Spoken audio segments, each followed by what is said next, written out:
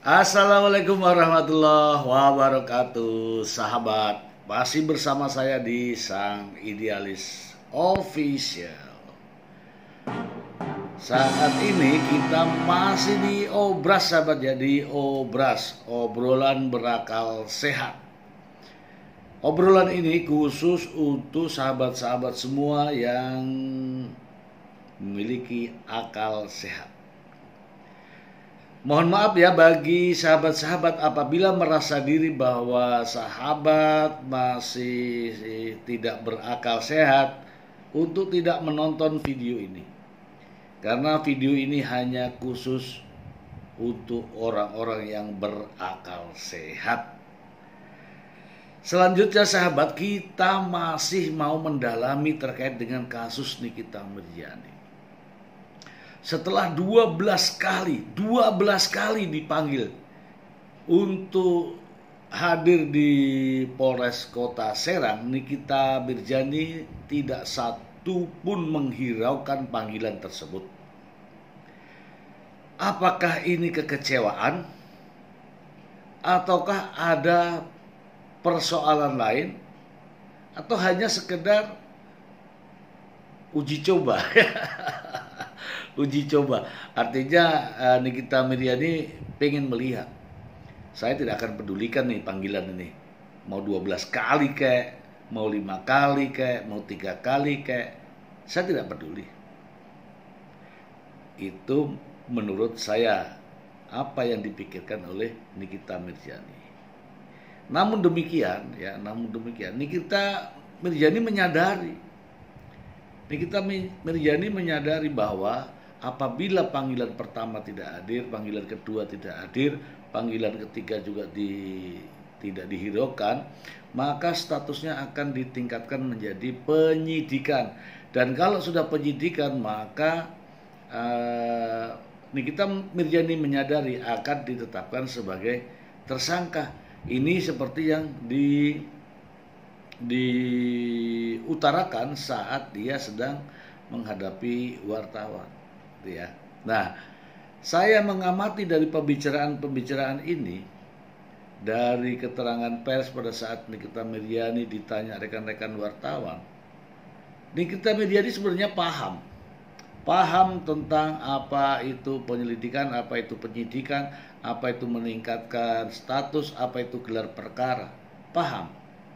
Namun Nikita Mirzani tetap juga tidak hadir pada proses-proses pemanggilan untuk dilakukan pemeriksaan di Polres Serang Kota. Dan akhirnya pada tanggal 15 Juni 2022, rumah Nikita Mirzani didatangi polisi dengan surat perintah upaya paksa untuk menghadirkan Nikita Mirzani ya ke Polres Serang Kota. Namun upaya paksa yang rencananya akan dilakukan oleh penyidik dari Polres Kota Serang batal dilakukan. Kenapa batal dilakukan? Ini pertimbangan subjektif. Jadi pertimbangan subjektif kita tidak bisa mendikte ya. Pertimbangan subjektif adalah pertimbangan yang dipikirkan oleh penyidik yang ada pada saat itu, oleh petugas yang ada pada saat itu, saat melakukan tugas dan untuk membawa Nikita Mirzani. Namun tidak jadi. Kenapa tidak jadi? Itu pertimbangan subjektif. Yang tahu hanyalah para petugas yang menjalankan tugas itu. Kayak sahabat ya. Namun yang masih mengganjal di sini adalah kok sampai 12 kali tidak hadir? Apakah ini karena kekecewaan Nikita Mirzani terhadap anggota kepolisian? Ataukah ada hal-hal lain? Ya, kita akan kaji lebih dalam terkait pernyataan Nikita Mirzani dalam konferensi pers pada saat ditanya oleh rekan-rekan wartawan. Setelah itu baru kita analisa kembali. Kita ikuti pernyataan Nikita Mirzani. Negara seluruh Indonesia, mau KTP kalian di Papua mau KTP kalian di Makassar, kalian bikin laporan aja di Polres Banten Kota Serang. Karena di situ kalian akan cepat, sigap diproses. Mau KTP kalian di Makassar di Kalimantan, mereka nggak pandang bulu. Karena kemarin saya tanya, bukankah Dito Mahendra ini KTP-nya di Jakarta? Berarti kalau di Jakarta dan kejadiannya di Jakarta, harusnya lapornya di mana? Di Jakarta. Kenapa di Serang, Banten? Menanyakan itu juga nggak? Saya udah tanyain semua. Tapi bapak penyidiknya, nggak tahu namanya siapa, saya lupa, tapi saya punya fotonya, bilang, ya karena kejadian waktu itu dia sedang lihat pabrik di Banten, katanya.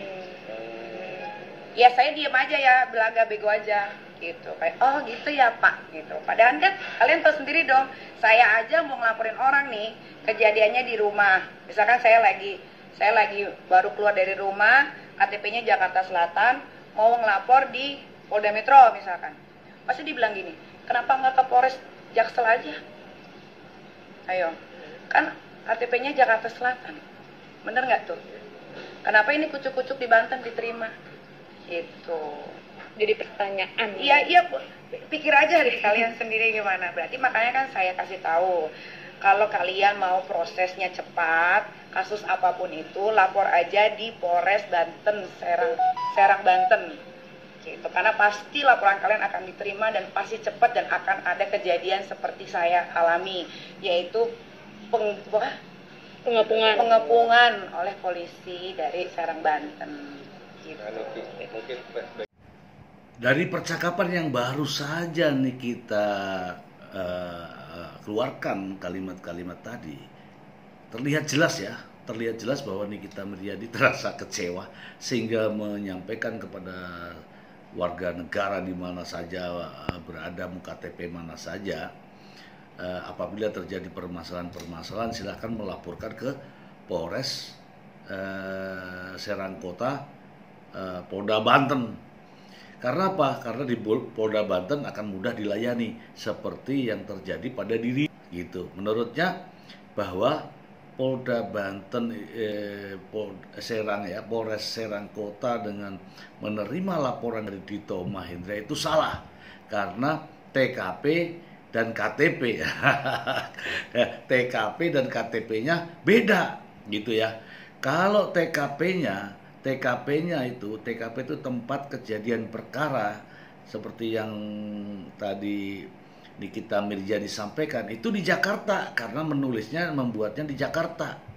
Dan Dito Mahendra itu KTP-nya Jakarta. Kenapa bisa melaporkan kejadian tersebut di Serang Kota Banten, ya. Itu pertanyaan daripada Nikita Mirzani, ya. Ini saya juga akan menjelaskan kepada sahabat bahwa polisi bisa melakukan tindakan-tindakan mulai dari penyelidikan dan penyidikan atas dasar laporan. Laporan itu berdasarkan dari locus delicti dan tempus, ya.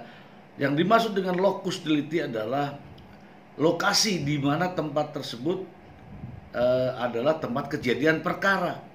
Kemudian tempus adalah waktu kejadian perkara. Mendasari dua hal tersebut, polisi bisa melakukan tindakan penyelidikan. Apakah benar terjadi tindak pidana?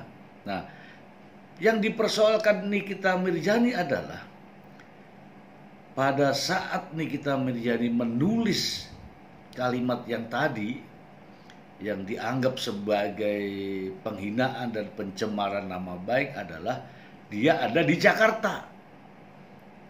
Dan yang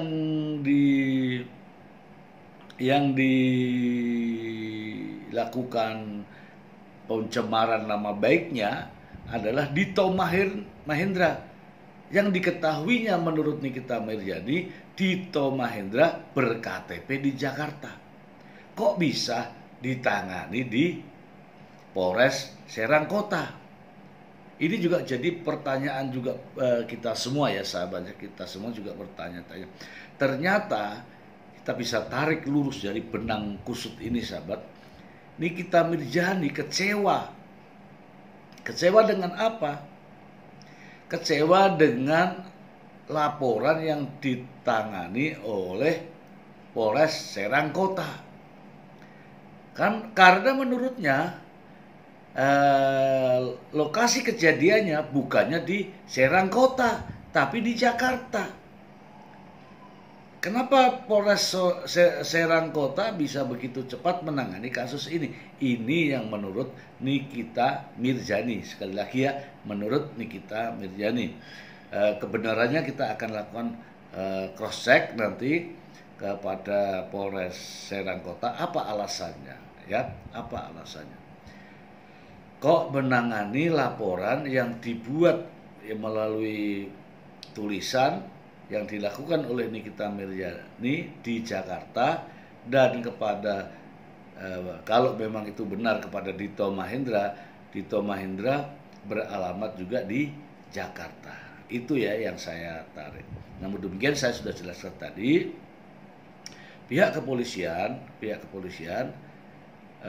menangani kasus atau perkara tindak pidana berdasarkan dua hal, yaitu berdasarkan lokus dan tempus, ya. Lokus dan tempus. Lokus delicti artinya lokasi di mana terjadinya tindak pidana, dan tempus di mana waktu kapan terjadinya tindak pidana itu, ya. Kita akan ikuti lagi percakapan daripada Nikita Mirzani dan langsung kita analisa. Kita lanjut lagi, sahabat. Nggak tahu ya. Gue tuh bingung apa-apa. Dijadiin laporan, gue jadi bingung gitu. Maksud gue, polisi bukannya sibuk ya gitu, ngurusin apa kek yang di Indonesia ini. Banyak loh kasus-kasus yang benar-benar harus ditangani dengan serius gitu. Jangan yang kayak begini-begini. Jadi nggak ngerti lagi deh. Gue juga sebenarnya agak-agak sedih juga gitu, gara-gara kejadian yang penggeledahan pengepungan di rumah gue itu. Gue tuh sedihnya kenapa? Dengan begini kan secara tidak langsung mereka mencoret nama institusi dong. Karena gue sudah memposting, jadi gue tuh kayak sedih gitu, kayak nggak semua polisi tuh begitu kan. Jadi gara-gara video itu rakyat Indonesia jadi berpikir lagi nih, ini bagaimana keadilan di negara ini. Jadi keadilan sosial bagi seluruh rakyat Indonesia ini mana? Dan setahu gue, setelah gue baca, gue pelajari, tidak boleh setiap ada penangkapan atau apapun itu, kecuali kasus-kasus besar ya, kayak gembong narkoba, pembunuhan, prostitusi mungkin ya, itu nggak boleh direkam, tau nggak sebenarnya. Itu ada hak asasi manusia di dalamnya.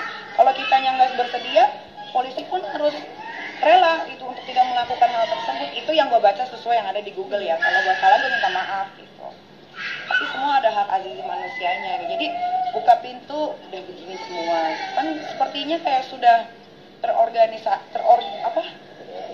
terorganisir dengan benar gitu. Apalagi harusnya jam 8 itu kan gue harusnya ke Semarang. Kayaknya mereka itu sudah tahu kalau gue akan terbang. Mereka mengacaukan pekerjaan gue gitu. Akhirnya semua terbengkalai. Ya begitu deh. Gue mah sedihnya kok gue diginiin ya. Itu aja sih gitu. Jangan kebal hukum dari mana? Gue nggak kebal hukum, gue nggak punya backingan. Backingan gue itu ya cuma Jin Iprit aja satu itu. Gue kalau udah pusing gue ngobrol sendiri, jawab sendiri. Ya. Kedua, kalau gue udah bangkrut banget nih, buntu nih, gue telepon Kak Fitri. Selesai, gue nggak ada backingan. Kalau gue ada backingan, semua musuh gue masukin penjara dengan cepat. Tapi lo lihat prosesnya. Indra Trajan udah mau 2 tahun nih, udah divonis 1 tahun atau berapa, 6 bulan ya, 6 bulan kurungan penjara plus 1 juta subsidiar 1 bulan aja masih banding, masih berapa bulan lagi gitu loh. Otak itu dipakai, jangan dikit-dikit backingan. Kalau backingan gue nggak pernah ada catatan hitam. Ngapain gue di penjara kalau gue punya backingan? Najis amat. Nah, dari percakapan yang baru saja ini terjadi, ternyata sahabat, Nikita Mirzani juga melaporkan kejadian terkait dengan ITE yang menurut Nikita Mirzani sudah dilaporkan, namun penanganannya begitu lambat sampai memakan waktu sampai 2 tahun menurut dia. Ternyata Nikita Mirzani ini kecewa sahabat, sehingga saya ambil garis lurusnya ya. Sehingga dengan adanya panggilan dari Polres Serang Kota terkait dengan laporan yang dilaporkan oleh Dito Mahendra, Nikita Mirzani merasa kecewa ya.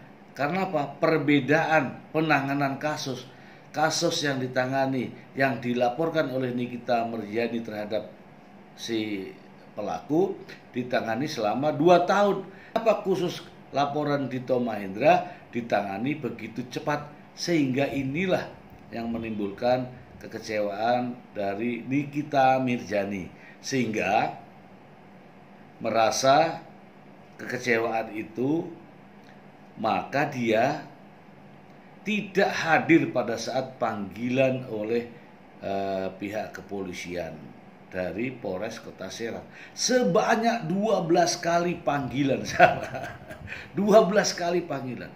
Dan Nikita Mirzani tidak satu pun menghiraukan panggilan tersebut. Setelah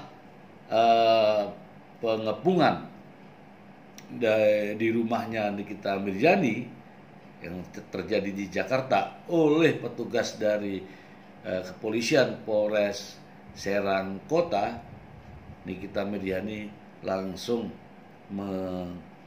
menghadiri atau mendatangi pihak Polres Serang Kota dan dilakukan pemeriksaan. Nah, ini sahabat kita akan bahas pada kesempatan berikutnya terkait dengan tempus dan locus delicti. Jangan kemana-mana sahabat ya, hanya di obras obrolan berakal sehat, hanya khusus yang berakal sehat. Yang tidak berakal sehat silahkan minggir, tidak usah nonton channel konten ini. Ini hanya khusus bagi sahabat-sahabat yang berakal sehat. Bersama sang idealis official, obras obrolan berakal sehat. Terima kasih.